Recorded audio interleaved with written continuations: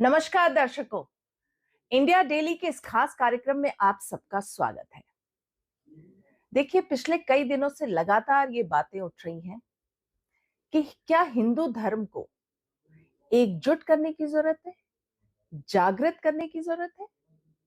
सनातन पे बहुत बात हो रही है और ये लगातार जो ये स्वर हम सुन रहे हैं, तो उसके पीछे जो एक बहुत ही जोरदार या पुख्ता आवाज जो आ रही है लगातार, वो आ रही है पंडित धीरेन्द्र शास्त्री जी की। इंडिया डेली की टीम इस वक्त बागेश्वर धाम में है।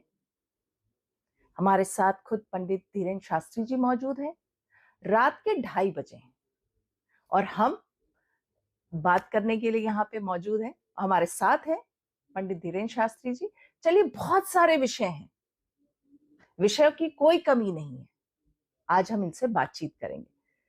तो सबसे पहले गुरु जी, इंडिया डेली की तरफ से आपको बहुत बहुत नमस्कार, आपका स्वागत है इस कार्यक्रम में। आपका बहुत बहुत धन्यवाद, आपके सभी दर्शकों का धन्यवाद, और 2:30 बजे तक के लिए आपकी टीम को हम क्षमा प्रार्थी।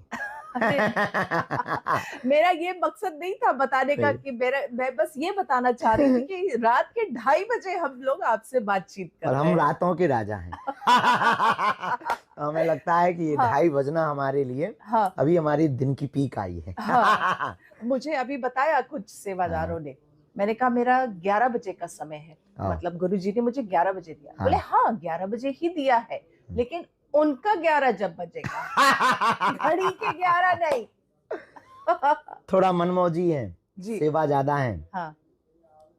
लोगों की निष्ठा बहुत ज्यादा है जी। अचानक कोई भी ऐसा आ जाता है कि उसको हम मना नहीं कर सकते। कई बार वो निष्ठा लेकर, कई बार वो दंडवती परिक्रमा करके, कई बार पारिवारिक ऐसे लोग स्थितियां प्रकट हो जाती हैं कि उन फर्ज और धर्म को निभाने के लिए हमें लगने लगता है कि सब कुछ जरूरी है जी। हम प्रैक्टिकल आदमी और वर्तमान में जीने वाले, तो जहां बैठ जाते वहां भूल जाते। ठीक है, चलिए 11 तो बज गए। बज गए। अब ये बताइए, आपकी जो यात्रा निकाल रहे हैं आप जी 21 से 29 तारीख तक, इसके पीछे का मोटिव क्या है?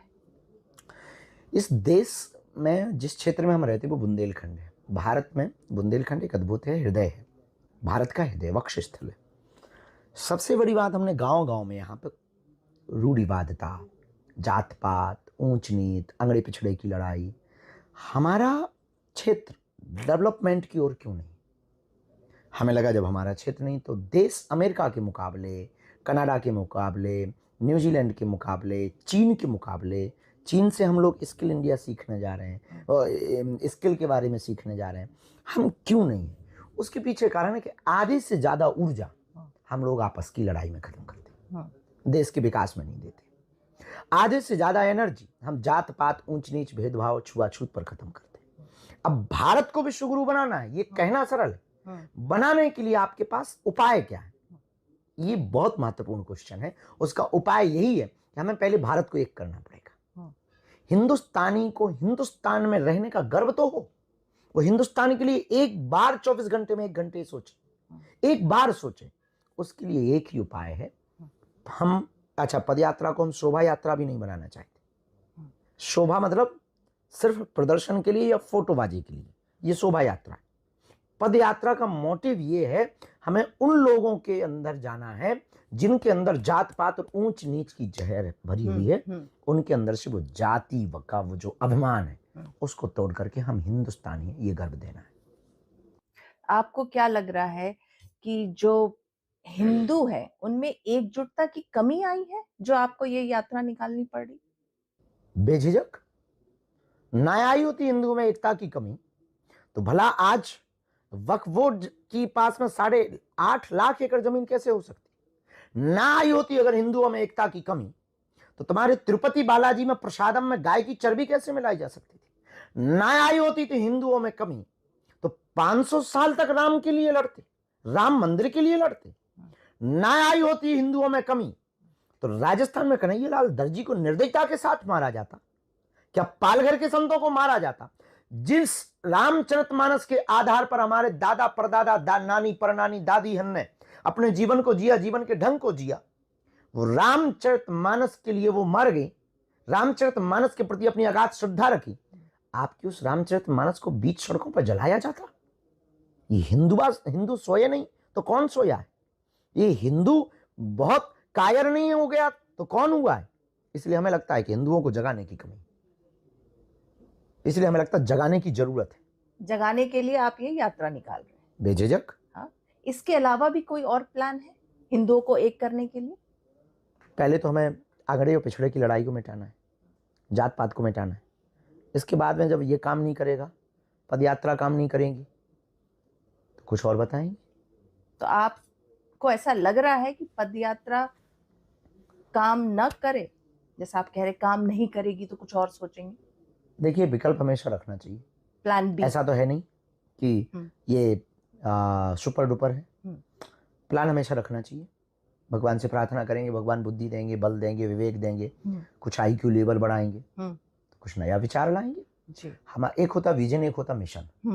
मिशन हमारा हिंदुओं को जगाना, ठीक है। विजन जातियों को, जातिवाद को मिटाना है। यस, ठीक है। हिंदुओं की एकजुटता की आप बात कर रहे हैं, लेकिन आपकी जो राय है वो शंकराचार्य जी से मतभेद है, तो इससे कोई दिक्कत आएगी ऐसा लगता है कभी? कैसे?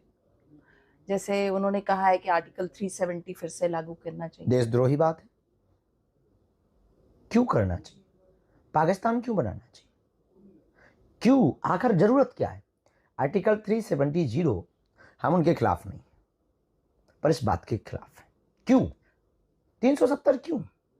जिसको मिटाने के लिए सरकारों को पसीना आ गए और विदेशी ताकतें, पाकिस्तानी ताकत, चीन की ताकत उस टुकड़े पर वो जो स्वर्ग कहा जाता भारत का, उस पर अपनी नजर गड़ाए हुए हैं। और आप वहां फिर से भाई, एक देश में एक निशान रहना चाहिए। एक देश में दो ध्वज क्यों? एक देश में दो गान क्यों? एक देश में दो संविधान क्यों? इसकी आवश्यकता क्या है? हम इस बात से बहुत सहमत नहीं है। वो हमारे बहुत पूज्य नहीं होंगे, ये बात अलग है, पर हम बहुत स्पष्टवादी और सत्यवादी और बहुत कट्टर राष्ट्रवादी आदमी, हम इससे बिल्कुल नहीं, ये देशद्रोही बात है। तो ऐसी मतभेद रहेगा तो फिर हिंदुओं में एकजुटता कैसे आएगी? फिर वही बात, इसी मतभेद को तो मिटाना है तर्क के बल पर, एकता के बल पर। एक आदमी अगर ऐसी बात कर रहा है, इसका मतलब ये नहीं कि हिंदू फूटा है। बाकी हिंदू तो समझेंगे हमारी बात को। हमारी अपनी कोई पार्टी का हमारा कोई बयान नहीं है, पॉलिटिकली हम कोई बयान नहीं देते। ये हम किसके लिए बोल रहे हैं? आप पॉलिटिकली बयान नहीं देते? No, never. कांग्रेस का आरोप है, उनके अध्यक्ष कहते हैं कि आपके बयान सारे राजनीतिक होते हैं और आपको तो राजनीति में आ जाना चाहिए। देखने की उनकी दृष्टि है, कुछ भी वो हमारे लिए देख सकते हैं। और वो बहुत विचित्र बेहुदा बात बोल रहे हैं। हम क्यों देंगे पॉलिटिकली बयान? और हमने ऐसा कौन सा राजनीतिक दिया कि आप इसको वोट दीजिए, आप इस पार्टी को जिताइए? आज तक नहीं हमने बोला, ना किसी पार्टी के हम सपोर्ट में हैं। और एक बात हम आपके न्यूज चैनल से स्पष्ट बता दें कि जब तक इस देश में धर्म का उपयोग वोट बैंक के लिए किया जाएगा, तब तक देश का भला नहीं होगा। कांग्रेस के अध्यक्ष ये भी कहते हैं कि चूंकि उनका जो कहना है कि आप कह रहे हैं राजनीतिक बयान नहीं होते, उनका कहना आप बयान जो है आपके राजनीति से प्रेरित होते, राजनीतिक होते, तो आप राजनीति में क्यों नहीं आते? हमको लगता तो नहीं है कि हमें राजनीति में आना चाहिए। हम जो कर रहे हैं वो ठीक कर रहे हैं। राजनीति जिससे चलती है हम वो कर रहे हैं। तो ये यात्रा उसकी शुरुआत है, शायद आगे चल के राजनीति में आ जाए। No, never. 10 करोड़ के अध्यात्म को हम 2 रुपया की राजनीति पे नहीं लुटाएंगे। हमें भगवान ने किसी और के लिए भेजा है जी। हमें जिस काम के लिए भेजा है वो सनातन के लिए भेजा है जी। हमें जिस काम के लिए भेजा है वो हिंदुओं को जगाने के लिए भेजा है। हाँ। हमको अगर राजनीति में आना होता, हमारे पास बहुत पहले ऑप्शन थे, हम आ जाते। हम बयान ही नहीं देते कि हमें राजनीति में नहीं आना है। हम ये कह देते कि भगवान की इच्छा होगी तो आ जाएंगे। हम स्पष्ट बोल रहे हैं कि हमें राजनीति में नहीं आना है, मतलब नहीं आना है। आगे कभी मन बदल सकता है? नो, हमारा मन हमारे हिसाब से बदलेगा, मन हमें थोड़ी बदलेगा। हमारा तो आपके हिसाब से बदल जाता है, हमारे हिसाब से बदलेगा। हाँ। और जो कह दिया तो कमिटमेंट होता है। ठीक है, एक बार कमिटमेंट कर लिया तो नहीं सुनते, अपनी भी नहीं सुनते। क्यों सुने? कभी ऐसी कोई परिस्थिति ही नहीं आने देती। हाँ। जब हमें जो कार्य बहुत क्लियर, स्पष्ट और अच्छे विजन के लिए करना है, इस देश के लिए करना है, हाँ, तो करना है। देखिए, देश में आरक्षण है ना? बिल्कुल। और गुरुजी राम भद्राचार्य जी कहते हैं कि जातिगत आरक्षण जो है वो खत्म करने की बात कर रहे हैं, तो इस पे आप क्या कहेंगे? जगतगुरु भगवान की ये जो बात है, एक लाइन में ऐसे समझनी चाहिए, देश में दो जातियां बनाएं, एक अमीर की एक गरीब की। दो जातियां होंगी तो देश का विकास बहुत दोषों की गति से होगा, बहुत तेज गति से होगा। दूसरी बात, हम ये क्लियर कर पाएंगे कि हमें किन लोगों को बूस्ट करना है, किन को नहीं करना। हम ये भी क्लियर कर पाएंगे कि कोई इस देश की उस फैसले का, आरक्षण के फैसले का, उस विधा का दुरुपयोग तो नहीं कर रहा है, क्या सदुपयोग कर रहा है, ये भी बहुत आवश्यक है। क्योंकि देश को महाशक्ति अगर बनाना है, आपको विश्व गुरु बनाना है, तो आपको इस देश में दो जातियां बनानी पड़ेंगी, एक अमीर की एक गरीब की। तो ठीक है, भारत को बांग्लादेश कौन बना रहा है? जिन्हें जय फिलिस्तीन से प्यार है, जिन्हें पाकिस्तान से प्यार है, जिन्हें सरतन से जुदा करने में मजा आता है, जिन्हें गजवाए हिंद का नारा प्यारा लगता है, जो 15 मिनट में कानून की भी रूह कपा देंगे ऐसे बयान देते हैं जी, वो बनाने की तैयारी कर रहे हैं। जी, आपको क्यों लगता है, आप लगातार कह रहे हैं कि हिंदू धर्म जो है वो खतरे में है, तो क्या कभी लगता है कि भारत में भी स्थिति बांग्लादेश जैसे हो पाएगी? ऐसा कई आप जो भी है, बड़ी अजीब है, रहती तो आप भी भारत में हैं। आपको नहीं लगता है कि हम जहाँ, हमारे भगवान कृष्ण ने जहाँ जन्म अवतार लिए, वहां के लिए हमें कोर्ट का मुकदमा लड़ना पड़े? आपको नहीं लगता कि ये देश हिंदुओं का है, तो हिंदुस्तानियों को सबसे आगे मौका मिलना चाहिए, अधिकार मिलना चाहिए? आपको नहीं लगता कि जिस देश में राम प्रकट हुए उस देश में राम के होने का सबूत मांगा जाए? तो क्या धर्म खतरे में नहीं, हिंदू खतरे में नहीं है? आपको नहीं लगता है कि जिस देश में गऊ को मां कहा गया, उसकी पूंछ काट करके हनुमान जी के ऊपर राजस्थान जैसे प्रदेश में चढ़ा देते हैं लोग? क्या हिंदू धर्म खतरे में नहीं है इससे? जी, आपको नहीं लगता कि निर्दयता के साथ में एक मजहब के व्यक्ति एक धर्म विशेष की बेटी के 35 टुकड़े कर देता है श्रद्धा के, और नारे देता है? लव जिहाद जैसे हजारों कांड इस देश में ये बताते हैं कि हिंदू और हिंदू की बेटियां और हिंदुत्व तीनों खतरे में हैं। इसीलिए हमने एक नया विजन, नया मिशन क्लियर किया है कि हम हिंदुओं को परिपक्व करेंगे जी, हम हिंदुओं को जगाएंगे और हिंदुओं के अंदर ये ऊर्जा भरेंगे कि अगर तुम हमें छेड़ोगे तो हम छोड़ेंगे। आपने अभी लव जिहाद की बात करी, तो इन दिनों बहुत सारे जिहाद की बात हो रही है। लैंड जिहाद है, रेल जिहाद, प्लेन जिहाद, लेटेस्ट है वोट जिहाद। हम जिस प्रकार कर रहे हैं उस पर तो हमें थोड़ा बहुत अनुभव है, वो है लव जिहाद और लैंड जिहाद, जिसके हिंदुओं को जिससे बचाने के लिए हम कार्य कर रहे हैं, वो इन दो से तो कोशिश कर रहे हैं आगे भगवान की इच्छा जी है। जिहाद इस देश में, इसमें कोई संदेह नहीं। जी, देखिए, हिंदू विरोधी बहुत सारी ताकतें हैं, आप भी लगातार कह रहे हैं, बहुत सारे हम एपिसोड्स भी देखते हैं, बहुत सारी घटनाएं भी देखती हैं जो होती हैं। आप कई चमत्कार करते हैं? नहीं करते? नो, हमने कभी घोषणा नहीं की हम कोई चमत्कारी। आपको लगता है कि हमारी पूंछ निकली या हमारे हाथ थोड़े बड़े बड़े हैं या हम आपको जब मिले तो तुरंत हमने कहा छू ये पेड़ा खा लो? हम कोई चमत्कार नहीं करते। हम सिर्फ, हम ना भविष्य वक्ता हैं, ये आपको बता दें। हम भविष्य वक्ता भी नहीं, हम सिर्फ भविष्य निर्माण बेहतरीन कैसे करना चाहिए इसकी बात करते हैं। जी, चलिए, आजकल जो नारे हैं, बटोगे तो कटोगे, और उसके बाद जो है छेड़ोगे तो छोड़ेंगे नहीं, ये अपना ही है। हाँ बिल्कुल आपका है। और आपका एक और है जो बहुत आजकल जो है, जो टैगलाइन बन गया है सब चीज का, कि मेरे अंगने में तुम्हारा क्या काम। किसी फिल्मी गीत की धुन। हाँ, देखिए, नारे नहीं है इस देश की हकीकत। हाँ, अगर हम जातियों में बटेंगे तो निश्चित है कटेंगे। हाँ, चीन वाले काटेंगे, पाकिस्तान वाले काटेंगे, बांग्लादेश वाले काटेंगे, और आपके सामने कटे हैं। पश्चिम बंगाल में कट रहे हैं, हाँ, बहराइच में कटे जी, नूह में कटे, हाँ, मेवात में कटे, मणिपुर में कटे, बरेली में कटे, उत्तराखंड के कई क्षेत्रों में हुए, पश्चिम बंगाल में तो दिन दहाड़े आज हो रहे हैं, कट रहे हैं लोग, और सब चुप हैं। हिंदू बुजदिल है, हिंदू कायल जैसे घरों में बैठे हैं, इनको साफ सूंघ गया है। इसलिए हमने प्रण लिया है कि अब हम हिंदुओं को ऊर्जा से भरेंगे। आप तो ऊर्जा से भरेंगे। अगर पंडित धीरेन्द्र शास्त्री जी को मुस्लिम समुदाय से कोई अपील करनी हो तो आप क्या करेंगे? कायदे में रहोगे तो फायदे में रहोगे, बस इतना। बस काफ़ी है। काफी है, क्योंकि आपकी गिरफ्तारी के लिए जो है तौकीर रजा सहित लाखों जो मुस्लिम है वो दिल्ली में जुटने की बात कर रहे हैं। हमने कोई देशद्रोही काम किया हो, किसी मजहब के खिलाफ बोला हो, किसी धर्म के खिलाफ बोला हो, किसी की बहन बेटी पकड़ी हो, इस्लाम धर्म के खिलाफ बोला हो, हिंदू ईसाई धर्म के खिलाफ बोला हो, तो हमारी गिरफ्तारी हो। जो कर रहे हैं हम लॉ के अंतर्गत कर रहे हैं। हमें ये लॉ की हमारे संविधान का अधिकार है हमको कि अपने धर्म की बात खुलकर और बेबाकी से रखना, ये हमारा धर्म है। अब अगर उनको लगता है कि इस पर भी चुप कराने के लिए उनको गिरफ्तार कराना चाहिए, तो देश का कानून अगर इतना बुजदिल होगा तो वो हमें गिरफ्तार भी कर सकता है। अगर हमने ऐसा कोई देशद्रोही काम किया हो तो हमको इसमें भी कोई दिक्कत नहीं है कि आप गिरफ्तार कर भी लेते हैं तो हम अपनी हाँ ये बात तय है, हम फिर भी चुप नहीं बैठे। और घर घर जो है सनातन धर्म पहुंचाना, भारत को हिंदू राष्ट्र बनाने के लिए आपको क्या लगता है कितना कठिन काम है, और आपको कितने लोग साथ दे रहे हैं, कौन कौन साथ दे रहा है? चलनी में पानी भरने जैसा हिंदू राष्ट्र बनाने की बात करना है। मंगल ग्रह पे जीवन खोजने जैसा हिंदुओं को जगाना है।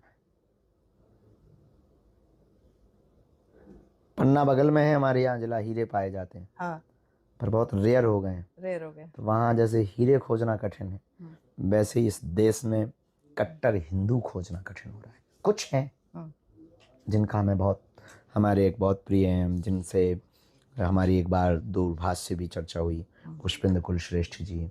एक हमारे बहुत प्रिय हैं, स्नेह बहुत हम उनको करते हैं, गौतम खट्टर जी। टी राजा हैं, वो हमारे बहुत प्रिय हैं, धाम के प्रति उनका बहुत निष्ठा है, बहुत अच्छे हैं, गुरु निष्ठा हम पर रखते हैं, हैदराबाद से वो हैं। ऐसे बहुत इस देश के लोग हैं जो कट्टर हिंदू हैं जी, जो जो हमको ऊर्जा भी देते हैं। और बहुत से लोग हमारे प्रिय हैं, परिवार के लोग, हमारी आत्मा, हमको हमारी कथाओं को सुनने वाले लोग, बागेश्वर धाम पर बालाजी के पागल भगत जो निष्ठा रखते हैं, उनसे हम बहुत प्रेरित होते हैं, उनकी ऊर्जा से हम बहुत प्रेरित होते हैं। और अगर कोई पंडित धीरेन्द्र शास्त्री जी की तरह बनना चाहे तो युवाओं को क्या करना चाहिए? पहले तो पढ़ना चाहिए, जितना हम नहीं पढ़ पाए हमसे ज़्यादा पढ़ना चाहिए। सभी दर्शन को पढ़ना चाहिए, पाश्चात्य दर्शन को भी पढ़ना चाहिए, भारतीय दर्शन को भी, चाणक्य के दर्शन को, पातंजलि को, वेदव्यास के दर्शन को भी, सांख्य योग को भी पढ़ना चाहिए। 108 उपनिषदों में से कुछ उपनिषदों को, गीता, रामायण, और पश्चिम दर्शन में भी पढ़ लेना चाहिए। लाओ त्से, सुकरात, अरस्तु, प्लेटो, डायोजनीज, और हम तो कहते हैं कि एथिस्ट को भी पढ़ना चाहिए, लेनिन को भी पढ़ना चाहिए, और कुछ मोटिवेशनल के लिए Stephen Hawking, Thomas Edison, Albert Einstein, इनको पढ़ना चाहिए। तो इसके पढ़ने से तर्क शक्ति आएगी, तर्क शक्ति आएगी तो कोई भी विधर्मी हमें हरा नहीं पाएगा। बहुत अच्छी बात आपने कही। देखिए, आपको बहुत लोग फॉलो करते हैं, सोशल मीडिया में आपके अनगिनत फॉलोअर्स हैं। भक्तों का एक सवाल हर वक्त रहता है कि बागेश्वर बाबा शादी कब कर रहे हैं? ये देशव्यापी मुद्दा बनता जा रहा है। हाँ। कुछ हमारे निजी सपने हैं जो हमको सोने नहीं देते हैं। अच्छा। शायद इसीलिए 2:30 बजे रात को हम आपसे इंटरव्यू पे बात कर रहे हैं। हाँ। इस क्षेत्र में हॉस्पिटल व्यवस्था नहीं है। अभी दिन रात हम एक ही चीज़ में लगे हैं कि हिंदू कैसे जागेंगे, सनातन की मजबूती कैसे आएगी, वैश्विक सनातन के अंदर हम कैसे स्थापित कर पाएंगे, कैसे हम इस देश के बच्चों को तर्कवादी विचारधारा दे पाएंगे। और अभी हमको एक कैंसर हॉस्पिटल बनाना है, उसकी व्यवस्था नहीं हो पा रही। ये सब करने के बाद फिर बुढ़ापना आ जाए तब तक। अच्छा, सोशल मीडिया में एक और बहुत चर्चा का विषय रहता है आपके और जया किशोरी के बीच का संवाद।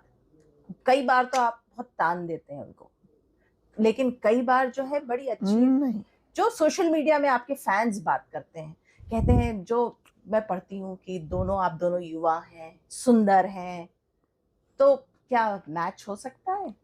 हम कभी मिले नहीं, आज तक हमारी कभी बात ही नहीं हुई, कोई हमने देखा नहीं, भी कोई नहीं, तकरार नहीं ना, हमने समझा ही नहीं, जाना ही नहीं, देखा ही नहीं आज तक। सबसे बड़ी बात, टीवी सोशल मीडिया के अलावा हमने देखा भी नहीं है, और कभी मिले भी नहीं, कभी बात भी नहीं हुई हमारी, और हमारी कभी चर्चा भी नहीं, कि उनसे संबंधित किसी से चर्चा भी नहीं होती। एक और बड़ी बात है, तो और हमारे लिए तो बहन समान है, लोग पता नहीं किस किस नज़र से देखते हैं, ये गलत है। किसी के साथ किसी को जोड़ना आपका अपराध। अच्छा, ठीक। आपका फेवरेट नेता कौन है? मोदी, योगी या कोई और? हनुमान जी। उत्तर प्रदेश में बाबा हैं सीएम और बहुत पॉपुलर भी है। मध्य प्रदेश में भी कोई बाबा आगे चल के मुख्यमंत्री हो सकता है, सीएम हो सकता है? अर्जी लगाओ, फिर बताएंगे हम। भविष्य में कोई आएगा तो, अभी नजर में हमारी नहीं आ रहा। नहीं आ रहा। अब मेरा बाबा से ये भी मतलब था कि बागेश्वर बाबा को छोड़कर बाकी अभी कोई नजर नहीं आ रहा है, और हम हो नहीं सकते। आप नहीं हो सकते। मैंने सुना आपको गोलगप्पे बहुत पसंद है। चाय भी। हाँ। चटकारे हम खा लेते हैं कभी कभी। हाँ। सात्विक भोजन हमको बहुत प्रिय है। एक टाइम हम सलाद और फलाहार करते हैं। हाँ। एक टाइम में रोटी वोटी खा लेते हैं, कभी गोलगप्पे, कभी चाट, थोड़ा मोड़ा चटकारा मुंह है, बचपना है अभी। बचपना है। हाँ, तो कभी कभी वो पुरानी यादें, कभी कभी। इसके अलावा कुछ और ऐसे मन ललचाता है किसी से? जैसे गोलगप्पे आपने कहा, चटकारे। समय ही नहीं। समय ही नहीं है। व्यस्तता बहुत है। अच्छा, अब मैं थोड़ा सा एक आपके साथ एक रैपिड फायर खेलूंगी, ठीक है? मतलब मैं अच्छा, जो रैपिड फायर में हमें जिसका जवाब नहीं देना होगा, हाँ, तो नो कमेंट्स बोल देंगे। ठीक है, चलिए मैं इसको फिर से बोलती है। चलिए अब गुरुजी आपके साथ में एक रैपिड फायर खेलूंगी, जिसमें मैं एक शब्द बोलूंगी, आप एक शब्द या एक सेंटेंस से जवाब दे सकते हैं। ओके। और पर जिसका हमें जवाब नहीं देना होगा, नो कमेंट्स भी कह सकते हैं। हाँ, पास ये कर ऑप्शन सकते हैं रखें। आप, बिल्कुल आपके ऊपर है, आपकी Yes. मर्जी। शुरू करें? या कृष्ण जन्मभूमि। हिंदुओं का परम सिद्ध अधिकार, ये पाकर रहेंगे। इस्लाम। कुछ अच्छे, कुछ बहुत बुरे। राम मंदिर। अब तक की हिंदुओं की सबसे बड़ी जीत। भारत। दुनिया को परिवार की दृष्टि और स्किल डेवलपमेंट के बारे में सिखाने वाला पहला देश। आतंक। अमानवीय कृत्य का दूसरा नाम। पाकिस्तान। बने हुए बाप का बिगड़ा हुआ बेटा। राजनीति। देश को आगे बढ़ाने के लिए एक सुंदर सुव्यवस्थित ढंग। प्रधानमंत्री मोदी। राम मंदिर और इन सब स्थितियों को देख करके हिंदुत्व के लिए विशेष कार्य करने वाले एक बुद्धिमान, पद पर प्रतिष्ठित व्यक्ति। पाश्चात्य संस्कृति। अनजान। जातिवाद। कैंसर जैसा जहर रोग। BJP.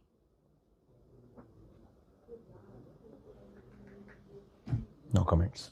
Congress. No comments. Rahul Gandhi. No comments.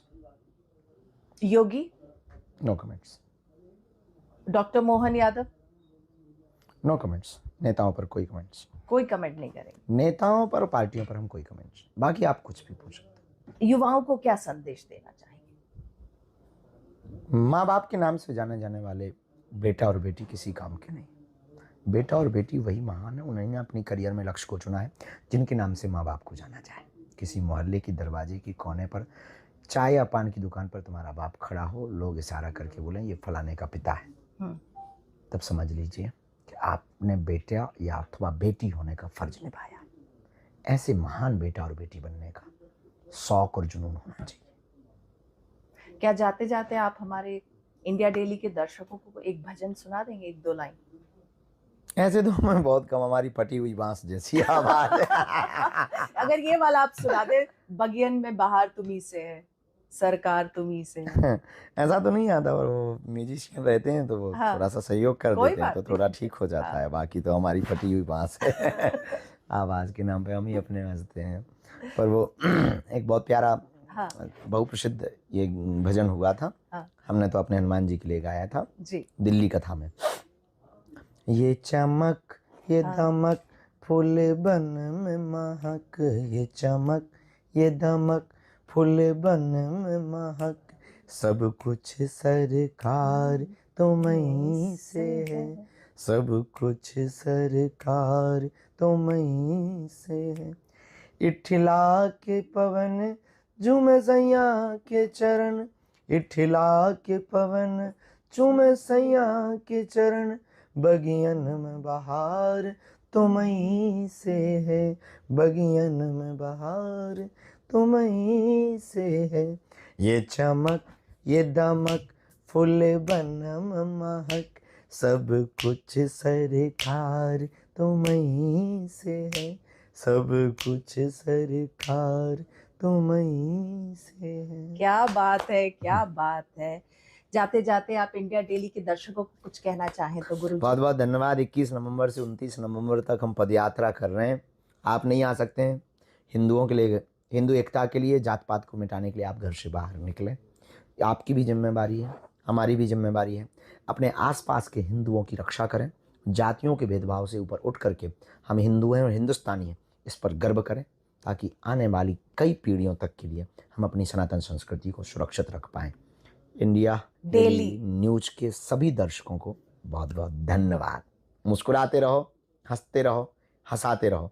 हमारे दादाजी कहते थे हंसा करो हंसाया करो। हाँ। बागेश्वर धाम बालाजी का दरबार अपने बाप का घर है, आया जाया करो। बिल्कुल गुरुजी, आपने इंडिया डेली को समय दिया, आपने इतनी सारे हमारे सभी सवालों का जवाब दिया और बहुत अच्छे से दिया आपने। और आपकी यात्रा भी शुरू हो रही है। हमको शुभकामनाएं दो, सफल हो जाए। बिल्कुल, आप हमारी शुभकामनाएं आपके साथ है। और जैसा आपने कहा, आते जाते रहा करो। हम आते जाते, हम इंडिया डेली आते जाते रहा करेगी आपके बिल्कुल। धाम में। बिल्कुल आपसे मिलते बिल्कुल। रहेंगे।